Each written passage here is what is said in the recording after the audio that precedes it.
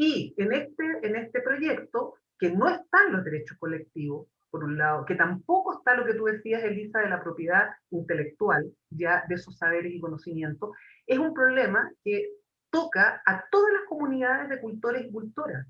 ¿ya? Porque justamente, y aquí otra cosa que yo quiero decir, ya en Chile, y me atrevo a decirlo, ya yo creo que el 80% del patrimonio, definido incluso, ¿no es cierto?, desde esos cánones occidentales, es indígena,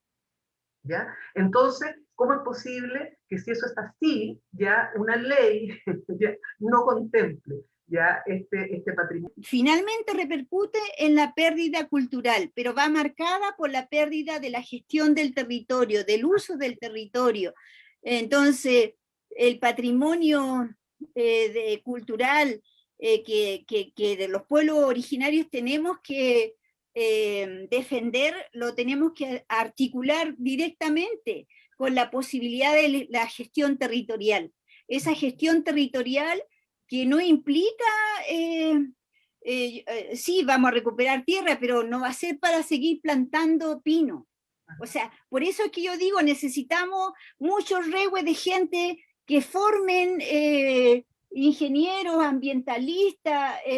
forestales, quienes sean, pero con timón mapu indígena, para que ese sentido de ser feliz que nos transmitieron las abuelas se vuelva a articular y sirva para el resto de los chilenos, porque hoy día el problema es eso, hoy día estamos simplemente sin posibilidad de tener comunión con la naturaleza por el problema de crisis sanitaria, política y cultural. Bueno, yo para ir cerrando también, quiero instar a que voten por Elisa, y yo quisiera dar una razón bien contundente, digamos, ¿ya?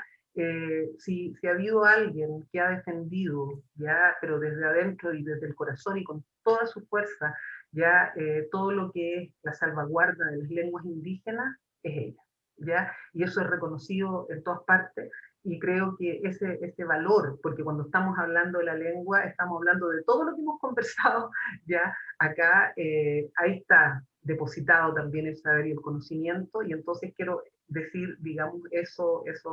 como... Ahí está en la Declaración de las Naciones Unidas, están todos los derechos de los pueblos indígenas que tenemos que defender, y podemos ser muy distintos, un aymara, un urapanui, un mapuche,